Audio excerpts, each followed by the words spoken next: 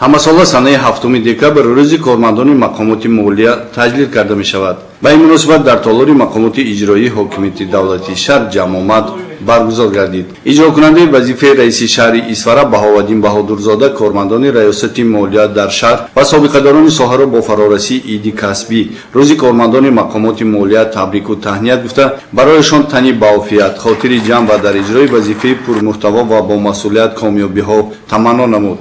таъкид гардид ки пешбурди сиёсати бюҷету андоз, таҳияи бюҷети давлатӣ, ҷараёни иҷроиши бюҷет, назорати истифодаи маблағҳои бюҷетӣ, маблағгузории саривақтӣ, тадбирҳое ки бо маблағгузории давлатӣ дар бюҷет пешбинӣ шуданд, ҳамчунин назорати фаъолияти штатию молиявии ташкилоту муассисаҳои бюҷетӣ, хароҷоти босамар ва мақсадноки маблағҳои бюҷетӣ ва ғайра аз вазифаҳои аввалиндараҷаи молиячиён маҳсуб мешаванд. дар ҷараёни маҷлиси тантанавӣ ба як қатор кормандони фаъоли раёсати молия сипосномаҳои раиси шаҳри Исфара супорида шуданд. сардори раёсати молияи шаҳр Хуршед Абдушукурзода бо баробари муборакбодии ҳамкорон ва изҳори сипос барои таваҷҷӯҳ ба раиси шаҳр ҳамзамон изҳор дошт ки минбаъд низ раёсат барои саривақт маблағгузорӣ намудани муассисаҳои бюҷетӣ аз ҳисоби бюҷети маҳаллии Исфара маблағгузоришаванда ва назорати маблағҳои харҷгардидаро зери назорати доимӣ қарор медиҳад ва тамоми чораҳои таъхирнопазирро меандешад то ки маблағҳои бюҷетӣ мақсаднок ва сарфакорона ба харҷ дода шаванд.